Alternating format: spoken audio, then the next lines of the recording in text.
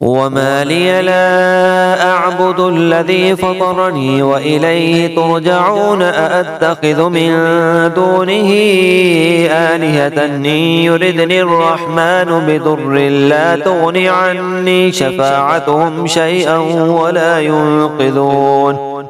إني إذا لفي ضلال مبين إني آمنت بربكم فاسمعون قيل ادخل الجنة قال يا ليت قومي يعلمون بما غفر لي ربي وجعلني من المكرمين وما أنزلنا على قومه من بعده من جند من السماء وما كنا منزلين إن كانت إلا صيحة واحدة فإذا هم خامدون يا حسرة على العباد ما يأتيهم من رسول إلا كانوا به يستهزئون ألم يروا كم أهلكنا قبلهم من القرون أنهم إليهم لا يرجعون وإن كل لما جميع لدينا محضرون وآية لهم الأرض الميتة أحييناها وأخرجنا منها حبا فمنه يأكلون وجعلنا فيها جنات من نخيل وأعناب وفجرنا فيها من العيون ليأكلوا من ثمره وما عملته أيديهم أفلا يشكرون سبحان الذي خلق الأزواج كلها مما تنبت الأرض ومن أنفسهم ومما لا يعلمون وآية لهم الليل نسلخ منه النهار فإذا هم مظلمون والشمس تجري لمستقر لها ذلك تقدير العزيز العليم والقمر قدرناه منازل حتى عاد كالعرجون القديم لا الشمس ينبغي لها أن تدرك القمر ولا الليل سابق النهار وكل في فلك يسبحون وآية لهم أنا حملنا ذريتهم في الفلك المشحون وخلقنا لهم من مثله ما يركبون وإن نشأ نغرقهم فلا صريخ لهم ولا هم ينقذون إلا رحمة منا ومتاعا إلى حين وإذا قيل لهم اتقوا ما بين أيديكم وما خلفكم لعلكم ترحمون وما تأتيهم من آية من آيات ربهم إلا كانوا عنها معرضين وإذا قيل لهم أنفقوا مما رزقكم الله قال الذين كفروا للذين آمنوا أنطعم من لو يشاء الله أطعمه إن أنتم إلا في ضلال مبين ويقولون متى هذا الوعد إن كنتم صادقين ما ينظرون إلا صيحة واحدة تأخذهم وهم يخصمون فلا يستطيعون توصية ولا إلى أهلهم يرجعون ونفخ في الصور فإذا هم من الأجداث إلى ربهم ينسلون قالوا يا ويلنا من بعثنا من مرقدنا هذا ما وعد الرحمن وصدق المرسلون إن كانت إلا صيحة واحدة فإذا هم جميع لدينا محضرون فاليوم لا تظلم نفس شيئا ولا تجزون إلا ما كنتم تعملون إن أصحاب الجنة اليوم في شغل فاكهون هم وأزواجهم في ظلال على الأرائك متكئون لهم فيها فاكهة ولهم ما يدعون سلام قولا من رب رحيم وامتازوا اليوم أيها المجرمون ألم أعهد إليكم يا بني آدم ألا تعبدوا الشيطان إنه لكم عدو مبين وأن اعبدوني هذا صراط مستقيم ولقد أضل منكم جبلا كثيرا أفلم تكونوا تعقلون هذه جهنم التي كنتم توعدون اصلوها اليوم بما كنتم تكفرون اليوم نختم على أفواههم وتكلمنا أيديهم وتشهد أرجلهم بما كانوا يكسبون ولو نشاء لطمسنا على أعينهم فاستبقوا الصراط فأنى يبصرون ولو نشاء لمسخناهم على مكانتهم فما استطاعوا مضجا ولا يرجعون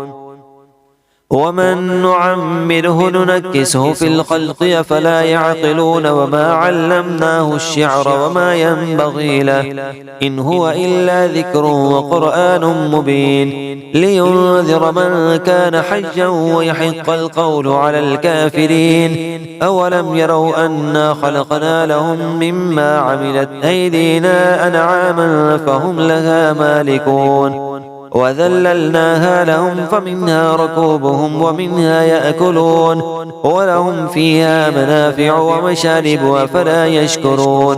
واتخذوا من دون الله آلهة لعلهم ينصرون لا يستطيعون نصرهم وهم لهم جند محضرون فلا يحزنك قولهم إنا نعلم ما يسرون وما يعلنون أولم ير الإنسان أنا خلقناه من نطفة فإذا هو خصيم مبين وضرب لنا مثلا ونسي خلقه قال من يحيي العظام وهي رميم قل يحييها الذي أنشأها أول مرة وهو بكل خلق عليم الذي جعل لكم من الشجر الأخضر نارا فإذا أنتم منه توقدون أوليس الذي خلق السماوات والأرض بقادر على أن يخلق مثلهم بلى وهو الخلاق العليم إنما أمره إذا أراد شيئا أن يقول له كن فيكون فسبحان الذي بيده ملكوت كل شيء وإليه ترجعون بسم الله الرحمن الرحيم والصافات صفا فالزاجرات زجرا فالتاليات ذكرا إن إلهكم لواحد رب السماوات والأرض وما بينهما ورب المشارق إنا زينا السماء الدنيا بزينة الكواكب وحفظا من كل شيطان مارد لا يستمعون إلى الملأ الأعلى ويقذفون من كل جانب دحورا ولهم عذاب واصب إلا من خطف الخطفة فأتبعه شهاب ثاقب فاستفتهم أهم أشد خلقا أم من خلقنا إنا خلقناهم من طين لازب بل عجبت ويسخرون وإذا ذكروا لا يذكرون وإذا رأوا آية يستسخرون وقالوا إن هذا إلا سحر مبين أإذا متنا وكنا ترابا وعظاما أإنا لمبعوثون أو آباؤنا الأولون قل نعم وأنتم داخرون فإنما هي زجرة واحدة فإذا هم ينظرون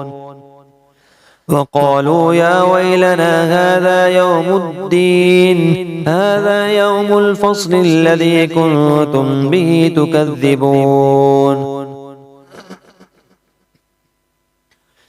احشروا الذين ظلموا وأزواجهم وما كانوا يعبدون من دون الله فهدوهم إلى صراط الجحيم وقفوهم إنهم مسؤولون ما لكم لا تناصرون بل هم اليوم مستسلمون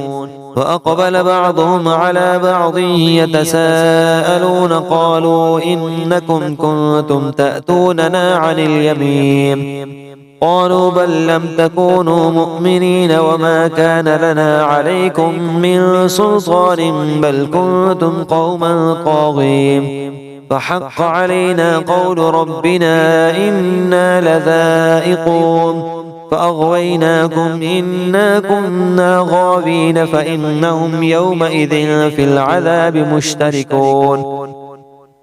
إنا كذلك نفعل بالمجرمين إنهم كانوا إذا قيل لهم لا إله إلا الله يستكبرون ويقولون أئنا لتاركو آلهتنا لشاعر مجنون بل جاء بالحق وصدق المرسلين إنكم لذائق العذاب الأليم وما تجزون إلا ما كنتم تعملون إلا عباد الله المخلصين أولئك لهم رزق معلوم فواكه وهم مكرمون في جنات النعيم على سرر متقابلين يطاف عليهم بكأس من معين بيضاء لذة للشاربين لا فيها غول ولا هم عنها ينزفون وعندهم قاصرات الطرف عين كأنهن بيض مكنون فأقبل بعضهم على بعض يتساءلون قال قائل منهم إني كان لي قرين يقول أئنك لمن المصدقين أئذا متنا وكنا ترابا وعظاما أئنا لمدينون قال هل أنتم مطلعون فاطلع فرآه في سواء الجحيم قال تالله إن كدت لتردين ولولا نعمة ربي لكنت من المحضرين أفما نحن بميتين إلا موتتنا الأولى وما نحن بمعذبين إن هذا لهو الفوز العظيم لمثل هذا فليعمل العاملون أذلك خير نزلا أم شجرة الزقوم إنا جعلناها فتنة للظالمين إنها شجرة تخرج في أصل الجحيم طلعها كأنه رؤوس الشياطين فإنهم لآكلون منها فمالئون منها البطون ثم إن لهم عليها لشوبا من حميم ثم إن مرجعهم لإلى الجحيم إنهم ألفوا آباءهم ضالين فهم على آثارهم يهرعون ولقد ضل قبل أكثر الأولين ولقد أرسلنا فيهم منذرين فانظر كيف كان عاقبة المنذرين إلا عباد الله المخلصين ولقد نادانا نوح فلنعم المجيبون ونجيناه وأهله من الكرب العظيم وجعلنا ذريته هم الباقين وتركنا عليه في الآخرين سلام على نوح في العالمين إنا كذلك نجزي المحسنين إنه من عبادنا المؤمنين ثم أغرقنا الآخرين وإن من شيعته لإبراهيم إذ جاء ربه بقلب سليم إذ قال لأبيه وقومه ماذا تعبدون أئفكا آلهة دون الله تريدون فما ظنكم برب العالمين فنظر نظرة في النجوم فقال إني سقيم فتولوا عنه مدبرين فراغ إلى آلهتهم فقال ألا تأكلون ما لكم لا تنطقون فراغ عليهم ضربا باليمين فأقبلوا إليه يزفون قال أتعبدون ما تنحتون والله خلقكم وما تعملون قالوا ابنوا له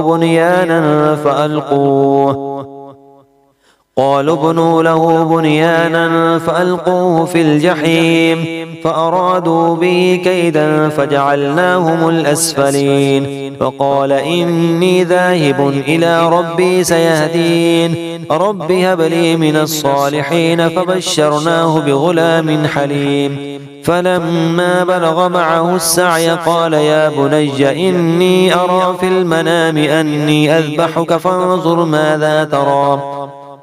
قال يا أبت افعل ما تؤمر ستجدني إن شاء الله من الصابرين فلما أسلما وتله للجبين وناديناه أن يا إبراهيم قد صدقت الرؤيا إنا كذلك نجزي المحسنين إن هذا لهو البلاء المبين وفديناه بذبح عظيم وتركنا عليه في الآخرين سلام على إبراهيم كذلك نجزي المحسنين إنه من عبادنا المؤمنين وبشرناه بإسحاق نبيا من الصالحين وباركنا عليه وعلى إسحاق ومن ذريتهما محسن وظالم لنفسه مبين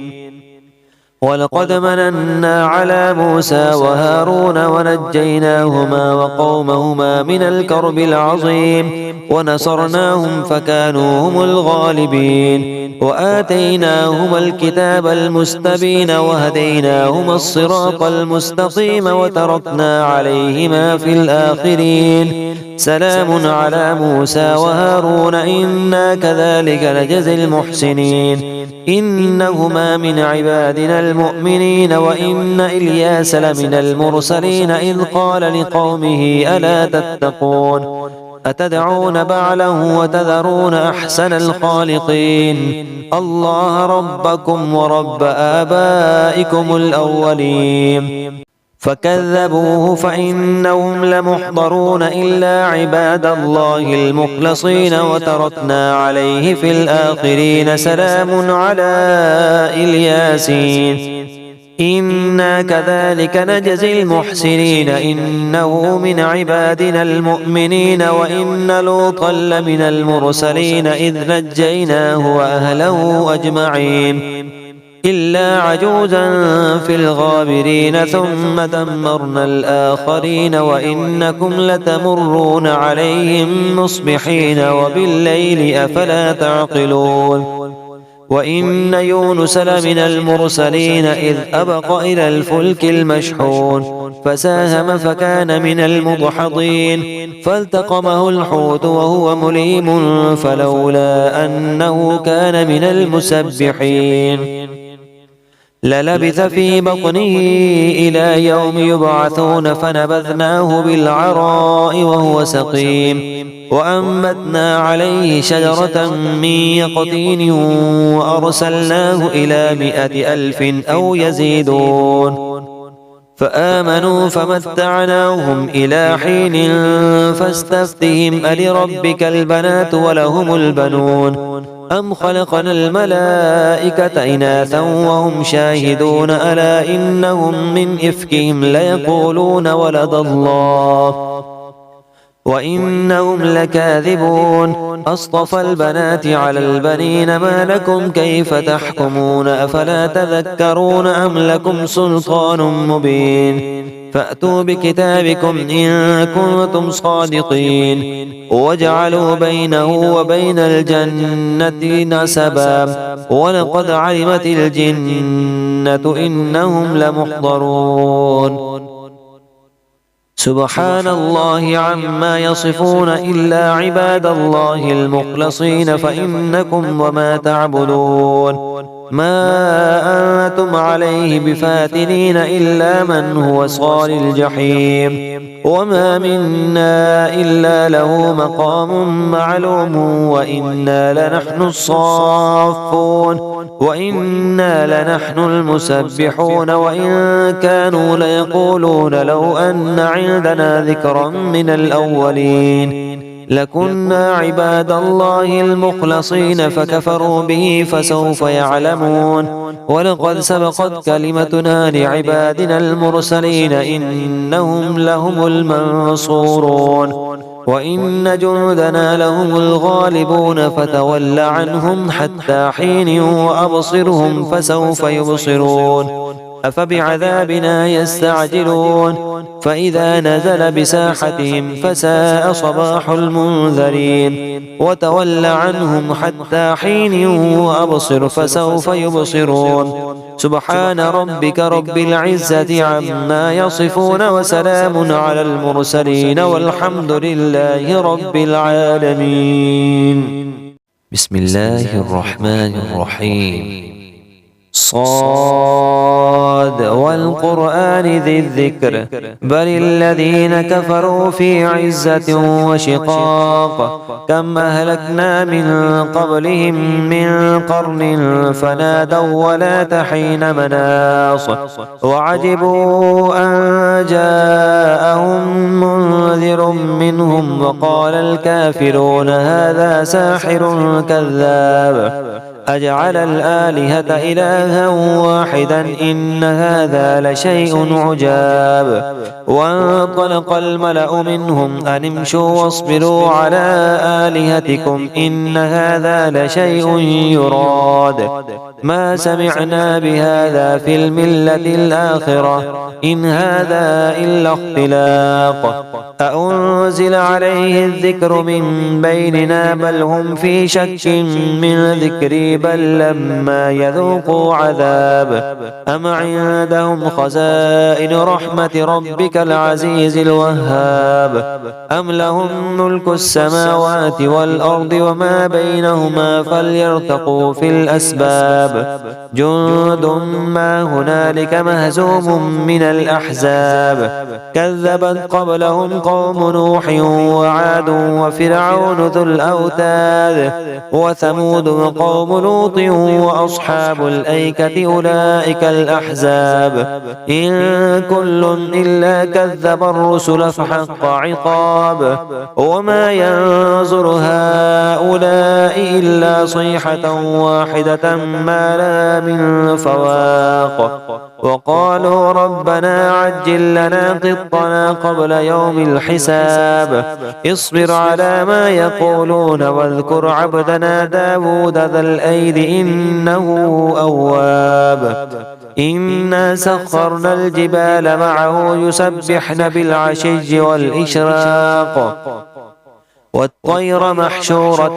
كل له أواب وشددنا ملكه وآتيناه الحكمة وفصل الخطاب وهل أتاك نبأ الخصم إذ تسوروا المحراب إذ دخلوا على داود ففزع منهم قالوا لا تخف خصمان بغى بعضنا على بعض فاحكم بيننا بالحق ولا تشطط واهدنا إلى سواء الصراط إن هذا أخي له 99 نعجة ولي نعجة واحدة فقال أكفلنيها وعزني في الخطاب قال لقد ظلمك بسؤال نعجتك إلى نعاجه وإن كثيرا من الخلطاء ليبغي بعضهم على بعض إلا الذين آمنوا وعملوا الصالحات وقليل ما هم وظن داود أنما فتناه فاستغفر ربه وخر راكعا وأناب فغفرنا له ذلك وإن له عندنا لزلفى وحسن مآب يا داود إنا جعلنا خليفة في الأرض فاحكم بين الناس بالحق ولا تتبع الهوى فيضلك عن سبيل الله إن الذين يضلون عن سبيل الله لهم عذاب شديد بما نسوا يوم الحساب وما خلقنا السماء والأرض وما بينهما باطلا ذلك ظن الذين كفروا فويل للذين كفروا من النار أم نجعل الذين آمنوا وعملوا الصالحات كالمفسدين في الأرض أم نجعل المتقين كالفجار كتاب أنزلناه إليك مبارك ليدبروا آياته وليتذكر أولو الألباب ووهبنا لداود سليمان نعم العبد إنه أواب إذ عرض عليه بالعشي الصافنات الجياد فقال إني أحببت حب الخير عن ذكر ربي حتى توارت بالحجاب ردوها علي فطفق مسحا بالسوق والأعناق ولقد فتنا سليمان وألقينا على كرسيه جسدا ثم أناب قال رب اغفر لي وهب لي ملكا لا ينبغي لأحد من بعدي إنك أنت الوهاب فسخرنا له الريح تجري بأمره رخاء حيث أصاب والشياطين كل بناء وغواص وآخرين مقررين في الأصفاد هذا عطاؤنا فامنن أو أمسك بغير حساب وإن له عندنا لزلفى وحسن مآب واذكر عبدنا أيوب إذ نادى ربه أني مسني الشيطان بنصب وعذاب اركض برجلك هذا مغتسل بارد وشراب ووهبنا له أهله ومثلهم معهم رحمة منا وذكرى لأولي الألباب وخذ بيدك ضغثا فاضرب به ولا تحنث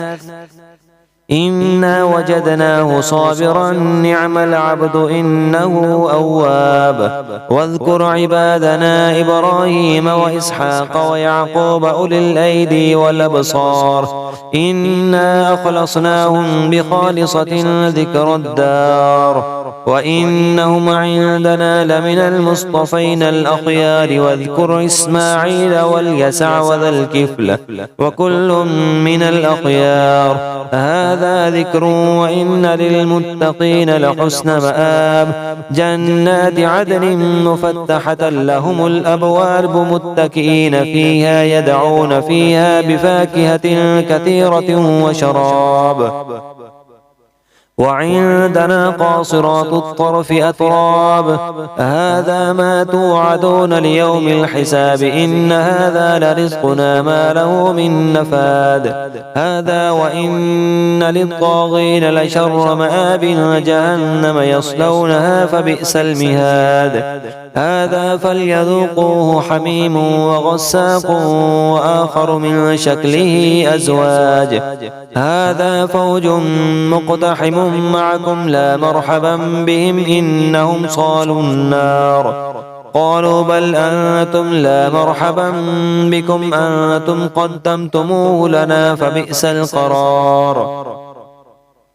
قالوا ربنا من قدم لنا هذا فزده عذابا ضعفا في النار وقالوا ما لنا لا نرى رجالا كنا نعدهم من الأشرار اتخذناهم سخريا أم زاغت عنهم الأبصار إن ذلك لحق تخاصم أهل النار قل إنما أنا منذر وما من إله إلا الله الواحد القهار رب السماوات والأرض وما بينهما العزيز الغفار قل هو نبأ عظيم أنتم عنه معرضون ما كان لي من علم بالملأ الأعلى إذ يختصمون إن يوحى إلي إلا أنما أنا نذير مبين إذ قال ربك للملائكة إني خالق بشرا من طين فإذا سويته ونفخت فيه من روحي فقعوا له ساجدين فسجد الملائكة كلهم أجمعون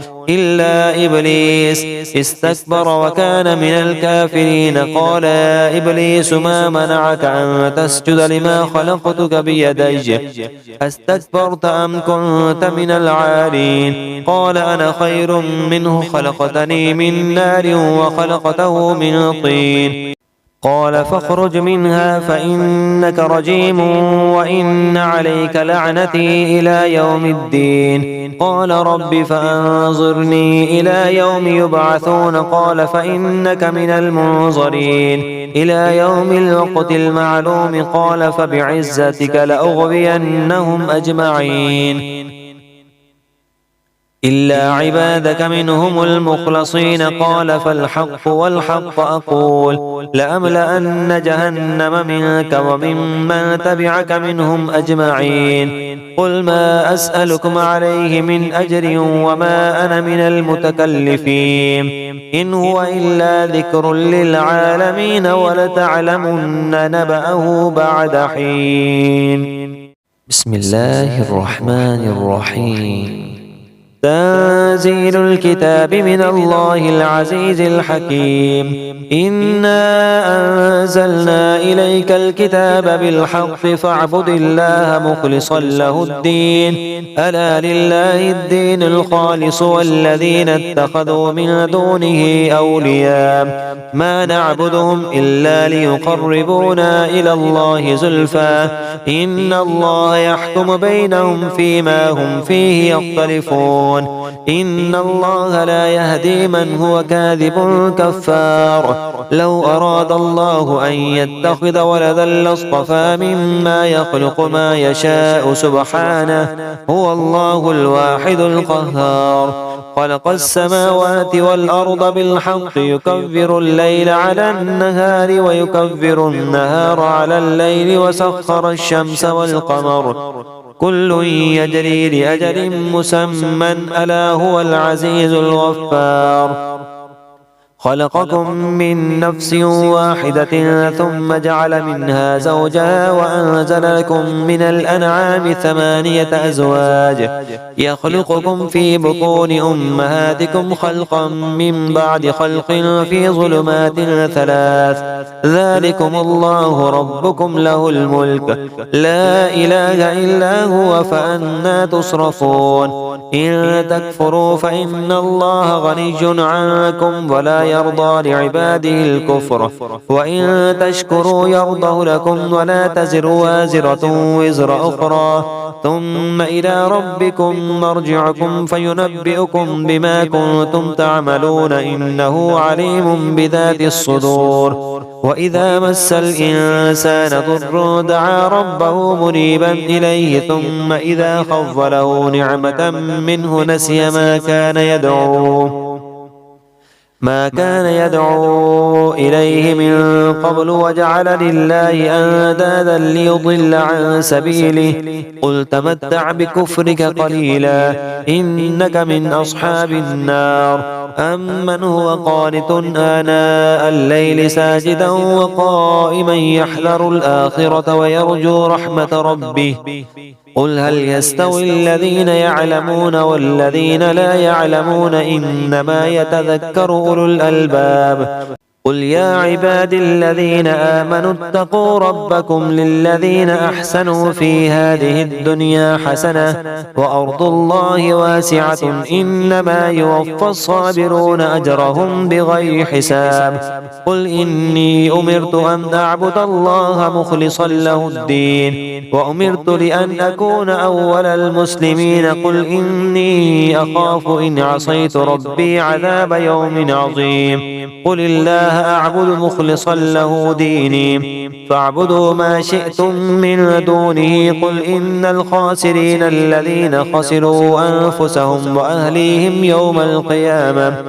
ألا ذلك هو الخسران المبين. لهم من فوقهم ظلل من النار ومن تحتهم ظلل ذلك يخفف الله به عباده يا عباد فاتقون.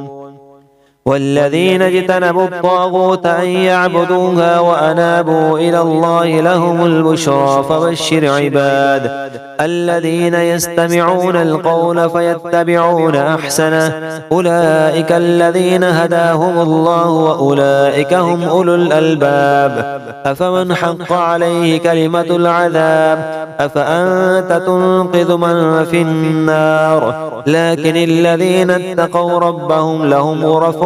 من فوقها غرف مبنية تجري من تحتها الأنهار وعد الله لا يخلف الله الميعاد. ألم تر أن الله أنزل من السماء ماء فسلكه ينابيع في الأرض ثم يخرج به زرعا مختلفا ألوانه ثم يهيج فتراه مصفرا ثم يجعله حطاما إن في ذلك لذكرى لأولي الألباب. أفمن شرح الله صدره للإسلام فهو على نور من ربه فويل للقاسية قلوبهم من ذكر الله أولئك في ضلال مبين.